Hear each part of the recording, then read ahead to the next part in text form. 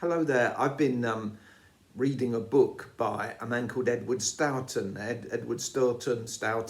He's on BBC Radio 4, and he wrote a book a few years back about people who escaped occupied France during the Second World War. And there was one story in the book which really sort of stuck in my mind. It was of a Jewish woman. She was a mother. She had a couple of kids, I think, and she had to report to police in Paris every week. And on one occasion, well, when she went to do these reports, there was two police officers there, and one of them she described as the good cop. He seemed reasonably friendly, whereas the other one was always incredibly aggressive.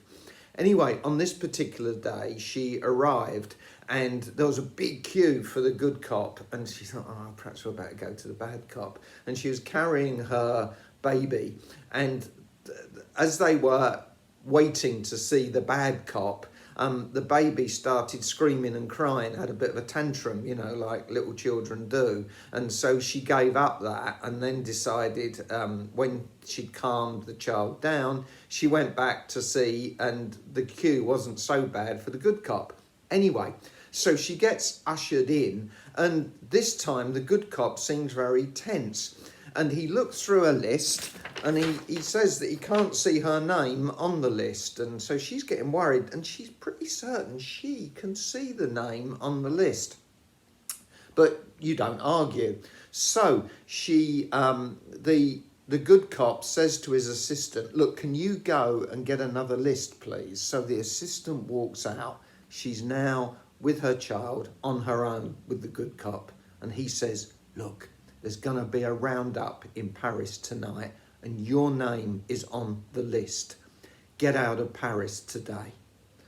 And she escapes Paris and escapes, eventually crosses over into Spain and gets to across the Atlantic, and her life and that of her children was saved.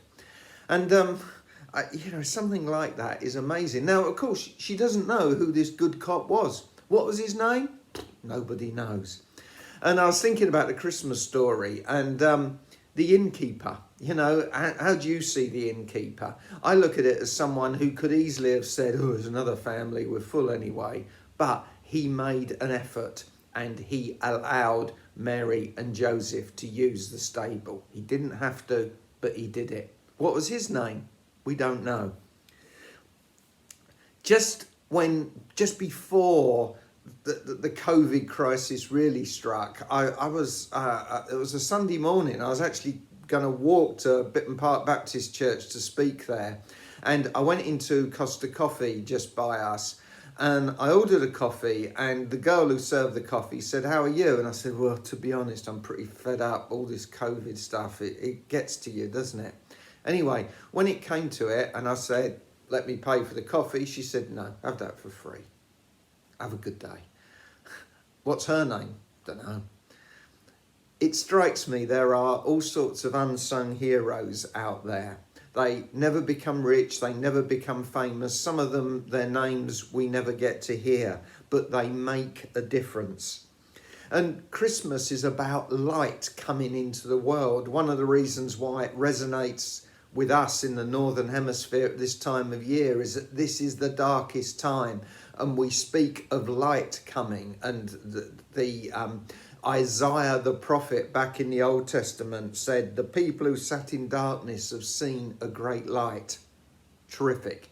But Jesus said, who's the light of the world? Well, in some ways he is, but he then said, you his people are the light of the world.